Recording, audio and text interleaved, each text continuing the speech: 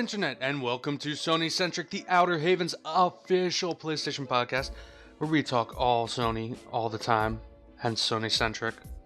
I'm your host, Jason Kwasnicki, and I'm joined by the faithful Mark Sullivan.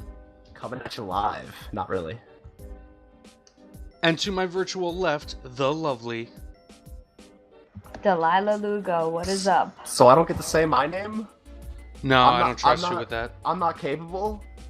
I can't even fucking trust you with making notes for the show. That's not even fucking true. Make these dumbass little jokes in there. Yo, they're fucking hilarious, man. If you shared them with the audience, they'd probably laugh Nioh, too. oh my god, there's another demo. There's only one O. See, now you ruined the joke. Jesus Christ. We got a lot of news to talk about this week. Thankfully, we're back in the loop. No longer the holiday season, so people come back from vacation. Good, good and bad. And then they get a cold, and they're stuck. Yeah, sitting like at me. home. Like me too. Sucks, man. Yeah, Mark and I were dead ass sick, like I like to say. One of my dank terms there. Oh, within the first Early. minute. God damn. Probably. I don't know. Within the first 2 minutes. But I do want to bring back a segment known to us as "What Are You Playing?" But I'm gonna start with me today. I've never started with me in this segment. You're being a little selfish, aren't you? Yeah, I am being selfish because I actually wanted to talk a little bit about how I decided to do a little experiment. I put down what is it, 24 bucks for. You start growing fungus on glass? No. Oh. Dude, I've watched. I had a buddy in college who made his own yogurt. That is disgusting. Stop talking. Yeah, Ew. Exactly. Oh god. So don't even talk to me. I've seen the horrors. That's gross. No, but I decided to put down, what is it? It was $20 or $24 for a month of PlayStation Plus. Not Plus, I'm sorry. PlayStation Now. Really? Yes. Wow. And it was first spurred on by I had a really weird urge to play Red Dead Redemption. But then I started just perusing around and was playing Infamous 2, and then I started playing all kinds of weird shit like Trails of Cold Steel and some Tales game, and I almost downloaded Ni no Kuni. I kind of came to the end conclusion though that it's not really worth, $20+ a month. Just because, I feel like I was just jumping around games. I was having a good hour or two with each of them, but you're paying for that massive library. Yeah, you are, but I still feel like at the end of the day, PlayStation Now is such a great idea, but I feel like at the end of the day, it would be so much better, or at least in my opinion, it would be so much better if somehow they merged it with PS Plus, so maybe increase the subscription of PS Plus by a couple of bucks, but you get access to PS Now. I would even sacrifice the free games for that. Yeah, at the rate they're going, that sounds pretty cool. If we go back to the just horribly bad months. Exactly, and I mean, yeah, basically beat Nintendo to the thing that everybody wants them to do. Yeah, well, this isn't a Nintendo podcast. No, it's not. This is a PlayStation podcast. Let's get back on target, as they like to say. So, Delaila, what have you been playing? They say that in Star Wars. Stars War? Yeah, Stars War. Jesus Christ, we all need to work on our enunciation here. Delaila, what have you been playing? Besides Overwatch, and I platinumed Final Fantasy 15. Check out our spoiler cast. Plugs. I also... Which is in a separate playlist now. Yes.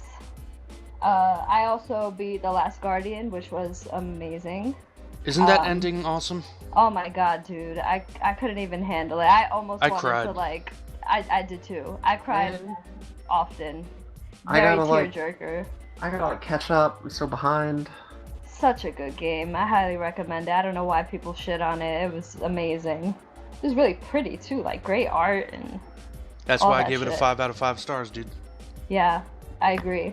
see my review on the Outerhaven. You didn't give it 5 out of 5 hats? Or 5 No, out Mark. of 5 bird dogs? Just stop. Shut up. And with our podcast that we have recently where we talked about our game of the year, I probably would have had The Last Guardian tied for 3 as well, along with Inside Dark Souls 3 and Final Fantasy 15. So Damn. just throwing that out there, I had to give it a shout out. It was a really good game. I also beat The Walking Dead Season 2 recently after we had that podcast about the Telltale games. I just couldn't help it. That was a really good Telltale game. Like, I honestly feel like it was amazing. I feel like The Walking Dead is like the strongest Telltale series out there. So I'm looking forward to playing 3, but I probably won't do it for a long time since we have Resident Evil 7 coming out. I also beat Batman, the Telltale series. That was pretty cool. And let me just take a moment to say that Delaila works more than either Mark or me, I think. Plus, she goes to school, and she plays all these fucking video games. I don't know. You're a fucking beast. How do you find the time for this shit? I'll have you know, she's not in school yet. Yeah, I was just gonna say, I start school the 31st of January, so I have that time. And in terms of, like, I mean, half these games I mentioned were Telltale games. You could fly through that in a couple of hours, so I can't really. But I also beat Battlefield 1, which was also amazing. Right? That game was pretty dope. That was really good. I'm glad I got to finally get around to that. I didn't dive into the multiplayer yet, but those vignettes were awesome. And Mark, what has your lame white ass been doing? Damn! I don't even want to tell you now. But I will anyway. Every so often, mutual friend of ours, Eric, and I will jump on and play some Resident Evil 6. Still trying to trudge through that. That game is still just very not good. Why are you doing that to yourself? Because we're playing through it together, and it somewhat makes it tolerable.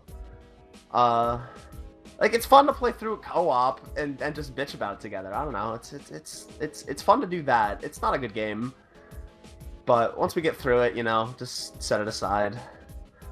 Dude, when I was looking at my friends list, kind of every time I sign on, I look at my friends list and see what people are playing, and I saw Resident Evil 6. I was like, who in the hell is playing this? Oh, Mark, that's right. He told me about that. Yeah, a little bit. I'm taking a break from doing the 15 plat, mostly because I'm also, and the embargo's up, so I can talk about this. I'm working on a review for a Vita game. Because apparently I'm the only one in the world that still has a Vita. I'm actually thinking of going and buying one, You absolutely now. 100% should.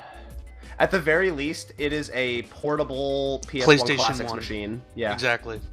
I want the PS1 Classics. I also want to play all those little Vita exclusive darlings that I missed out on.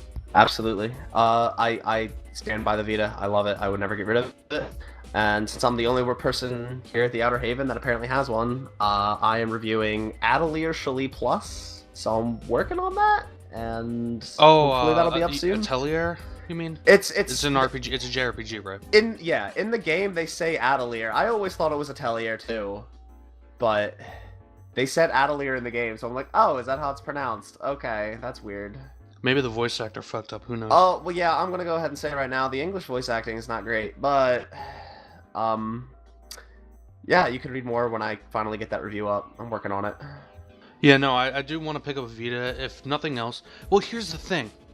Because I would use it more than anything else to just go back and play PS1 JRPGs, particularly Final Fantasies. But if we get that Final Fantasy collection, I don't know, man. I don't know if I should just wait and see. Yeah, time's a ticking. Although, if we get that, the rumor is that'll be for Vita, so...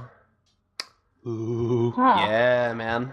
I'm getting a slight chubby here. Yeah, you get yourself a Vita. I swear by the Vita, man. The Vita's awesome.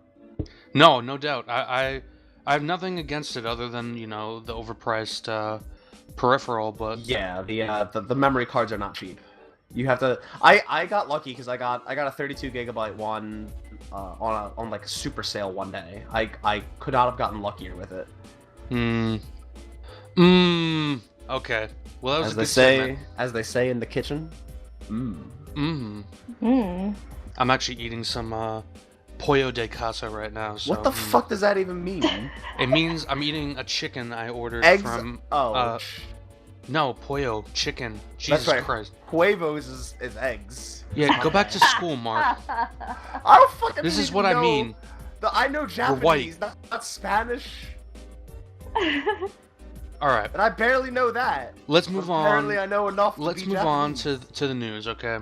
All right, fine. So we got a new, and I quote: "Mark perceives a new spooky game on the horizon." It's a fucking good pun. Like, what do you want? So this Damn. game, Perception, right? That's what it's called. Yeah, Perception.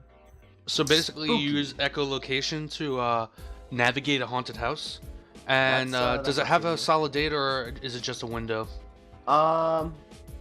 There was no date. It was literally just announced, so Oh, it's okay. probably gonna take some time, yeah. And it's a haunted mansion, just to clarify. If you're just jumping into to SonyCentric, and you don't know the way things work, I'm the host, but I don't really know shit. I'm pretty lazy and just let Mark gather all the info, so I tend not to know things about the stories I read. And then he picks on me anyway. So yeah, perception, echolocation. Love how he ignores that part. Yeah, looks interesting. I mean, I'm in terms of like the first person survival horror, that new whole subgenre, I guess you would call it. It looks definitely innovative and something different. Something along the lines of like Alien Isolation, where it's kind of trying Cat and something mouse. new rather than just shock scares, you know? Given how little we know, I'd say the biggest thing that's like exciting about this is that it's gonna be by a developer called the Deep End Games, which was just formed recently. And behind that team are people that worked on the BioShock series and the Dead Space series. So already the pedigree is looking to be pretty top notch. Yeah, for sure. BioShock Mark, I is just pretty pictured creepy. you twirling your mustache as you said that. Um, Chewing on your pipe. I don't have a pipe, but I was kind of twirling my mustache. I'm not gonna lie. It's a sign that I gotta shave it. So, did you guys have anything else to add to that? I mean, definitely something I'm going to keep my eye on, but Nah, I'm not- I perceive this game looking pretty dope. It seems pretty Ooh. cool. It's like Pun. each chapter, the mansion like changes its time period, and then you see like whatever's going on in the mansion at that time per chapter, which sounds pretty cool. And the main character is blind, and she's navigating through the mansion blind, and she has like supersonic hearing or whatever. And apparently it's like gonna be for the PS4. It's developing for the PC, but Xbox One is a possibility. who cares about them ex-bros? Fuck them. Clearly not the Deep End. Send love to our Experience sister podcast. Oh, I wasn't even talking about them. No, I know. I'm just sending love. That's all. Okay. Anywho, let's move on to the next story. Because Alright. it is, quote-unquote, the year of the cocks in Overwatch. Yeah. Keep in mind, folks, all of these headlines pulled straight from the mouth of Mark Sullivan. Yeah, and you missed one. I guess we're gonna circle back to that later. We are, because it's going to be a longer discussion. Okay. I have some thoughts. But let's talk about this, because this one's a quickie. A Sony-centric quickie, that is. Year of the Cocks, so there's going to be a Chinese New Year event in Overwatch starting, I believe we confirmed this was January 25th, right? That is Yes. true. And there's going to be, your standard affair. New skins, shit to do. They're all gonna be cock shaped. Yeah. And by cock I mean rooster. I don't mean dicks. This is China. You know what? Not that lewd. Those wily folks over at Blizzard, you know there's gonna be penis-shaped little icon, little what do you call it, avatar you can put on for your Stickers. player. Yeah. Hey, I'll use it. Not really.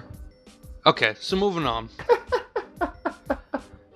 There's also another demo coming out for the Nioh, which I think Delaila, more than any of us here, would be able to speak to. She requested to add that note. I'll have you know. So Delilah, go ahead. Yeah, I thought it was important. It's a PlayStation exclusive. It went gold, and the last demo, so they had 3 demos already, starts on the 21st and ends the 22nd. So you basically have like a day to beat it, and every demo that comes out, you get like rewards, like the Ogress headgear, whatever that is. I guess it's a piece of armor, Mark of the Conqueror, and Mark of the Strong DLC, and apparently there's going to be PvP, but that's going to happen after the game's released as a patch. So, and you have to keep your save file if you want those rewards. So if you did play the demos previously, save those files. If you're going to play it on the 21st or the 22nd, save it. And that's it. Speaking of demos that were supposed to affect the actual game, you guys remember the Platinum demo for Final Fantasy 15? Yeah. Don't you remember how we were supposed to like get like a special carbuncle or something in the game? Carbuncle was only summonable in easy mode. Oh. Yeah, if in easy mode you fell in combat, Carbuncle would show up, refill your health entirely, and then double your strength. Oh. So since we're all too good for the game, we never saw Carbuncle. Now I feel like an idiot, but yeah. So let's move on. So Nioh. So Delilah really likes it. She likes Soulsborne things. If she gives it a thumbs up, Soulsborne, Bloodborne. Soulsborne? Souls, Dark Souls, Bloodborne, Soulsborne. That's gonna be the sequel. Calling it now. Yeah, they're what is his name? Is it Miyazaki? Miyazaki? Yeah, he's over there like, yeah, we're definitely not working on another Dark Souls. It's called Soulsborne.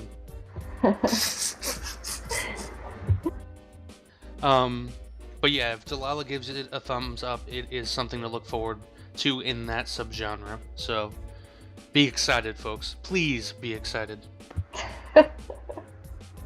Thanks. Now here's something that is really, really tickling my underbelly, if you know what I mean. I actually don't. Can you explain that? No.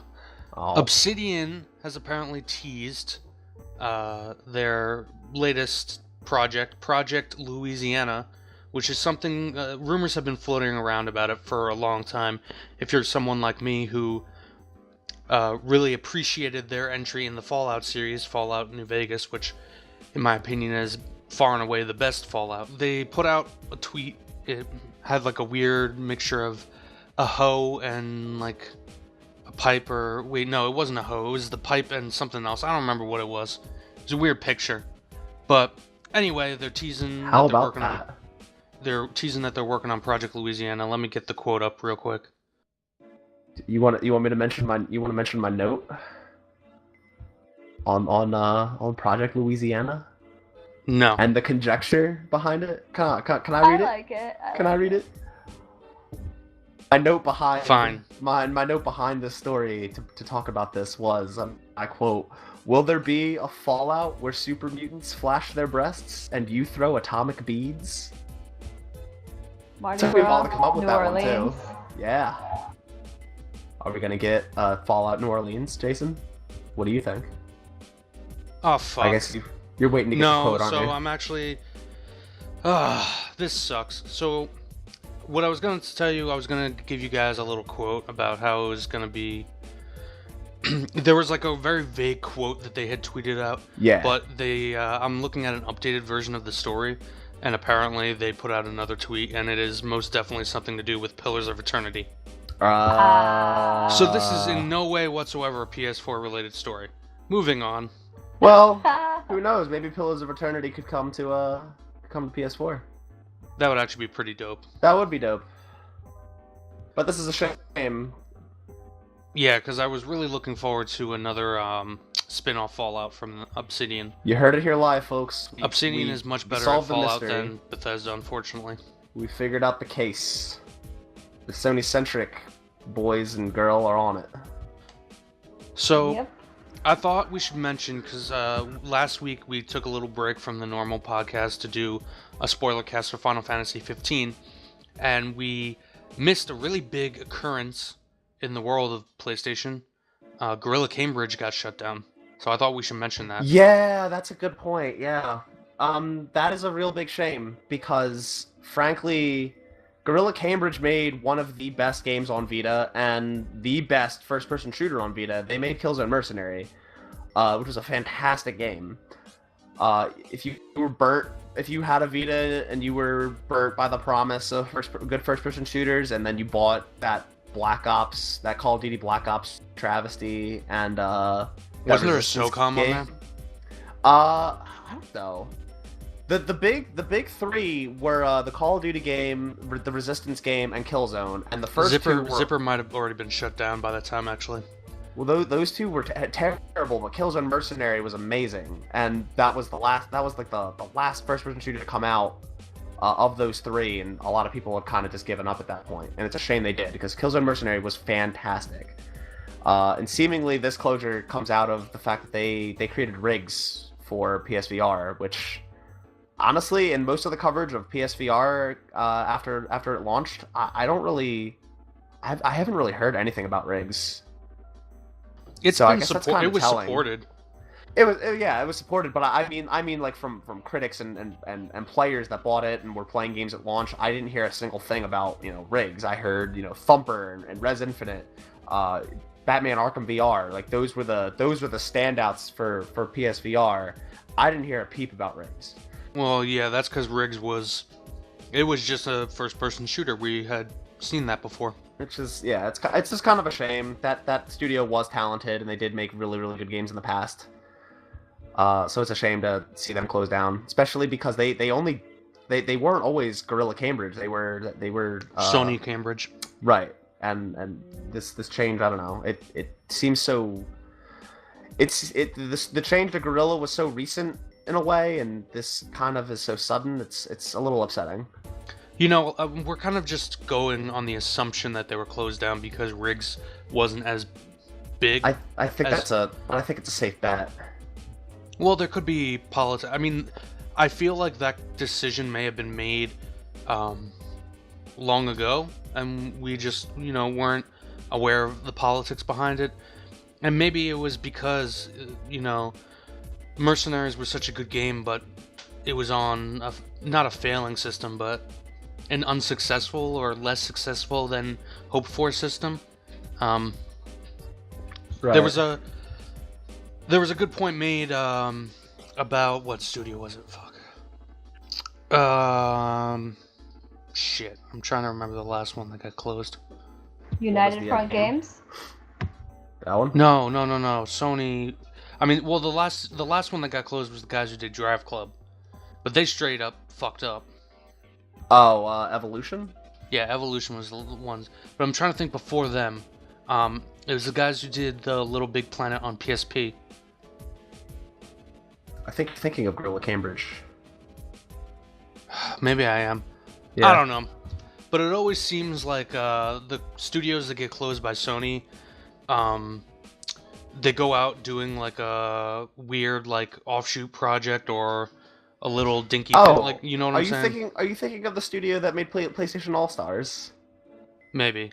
Okay. Yeah, it always seems like the studios that get closed down, the last game they make is like something weird or small or not a huge investment, you know what I mean? Yeah. So I don't know, it just sometimes feels like the decision to close those studios was made long ago. That's possible. Man, I really wanted them on PlayStation All-Stars though. Oh. I liked that game. Okay, that game was wasn't all right. bad. It was a pretty decent game. It wasn't bad. It just wasn't Smash Brothers, which is what it was trying to be. Right. It wasn't enough like it. Yeah. But anyway. So that was I just wanted to throw that in there, pouring out for the fallen homie, And yeah. Sorry, I'm chewing on my tostone. That's so gross. Ew. I love it. Anywho. It's a podcast, not an eating party. Don't worry, I'll edit it out. Alright. I mean, you could leave it. I don't know. Who cares? Whatever. The last bit of news: Horizon Zero Dawn got a story trailer where we actually saw some more, I think, more substantive shit about the narrative and the characters than we've seen in everything else combined. You know, Horizon might not have a dawn, but it sure does have a story. Okay, Mark. I think you might have to sit a few podcasts out. Damn. We'll see. Right now you're on the ropes. We'll see how you do with the next conversation. Jokes are just too fire for you. But actually, the story is what I wanted to discuss. Because I don't know about you guys. Now, Horizon Zero Dawn, aside from the Fractured Butthole, probably my most anticipated game this year. Really, really, really juiced, as I like to say for that one. But this story trailer, I don't know. It both impressed me and irked me. I felt like I was really impressed by the set pieces and the graphics and some of the towns that Aloy visits, the art design, all that stuff that, you know, we've been good on from the beginning. But I felt the story just seemed so fucking generic, and it's really got me, like, kind of, given the disappointments that we've experienced in 2016, or at least, you know, with some of the big titles, some of the disappointments we've experienced, it's got me on my toes. I don't know about you guys. I just watched the story trailer right before we recorded this because I remembered that it came out. And I knew you guys wanted to talk about it, so I went ahead and watched it. I don't even really care about that story. I just want to play that game. Like, the story has been the least interesting thing to me. The setting is really interesting, but the way it plays, the way it looks, you know, just the fact that you're some huntress with a bunch of different bow attachments and fucking fighting robot dinosaurs. That's just cool to me, and that's all I really you know care about. I guess the story does seem pretty generic, and I guess it's working out in my favor that I just don't really care too much about it going in. I hope to be pleasantly surprised by it, I guess. I mean, it won't be the worst thing in the world. Like, I agree with you completely that the top reason I'm excited for the game is because I fucking get to take on a robot Tyrannosaurus Rex with a fucking bow and arrow. Right, like, it just looks dope. But, I mean, at the same time, like, I was hoping that, like, especially, like, if this is gonna be, like, a new IP, a series for Sony, like, I was hoping there'd be something really compelling there, just as a cherry on top, at least. I don't know, Delaila, any thoughts? For me, I just always wanted it for the gameplay and the visuals and stuff like that. I never really thought of Horizon as something that was going to have a strong story, and I think having a safe story will still keep the game, like, let it live up to the hype. So I don't really think it needs a strong story. I think a strong story would just kind of like put the cherry on the sundae, and make it over the top. Stealing my fucking metaphor. Did I? I don't know. I kind of learned that in like 1996. Okay. Well, maybe it's just me. Maybe I'm just taking too much from a 2-minute trailer. Like, I don't know, just my tribe was killed. I'll find out who did this. Oh my god, these masked men are digging some ancient evil up. What are we gonna do? Yeah, I mean, in your defense, I kind of like don't want to see any more of this game. I kind of just want to play it at this point. The more they see, the more people like you like feel like they're digging holes into themselves. Yeah. One thing that did, give me confidence. Fucking, we got Zavala in there. You know, kicking ass, taking names. Who the fuck is Zavala? He's the fucking Titan Vanguard from Destiny. Oh, of Get a course. life, Mark, okay? How could I not know that? That's so... Oh, right. I'm so sorry. Like, that is just something everybody knows, of course. Although, in Horizon, he's not blue anymore. It looks like he's an African American. My reaction is a bit of a joke we had in Slack where they mentioned Zavala and I'm like, who the fuck is that? And then, yeah, Jason and Delilah were like, I mean, fucking duh. Like, Mark, more people know who Zavala is than don't.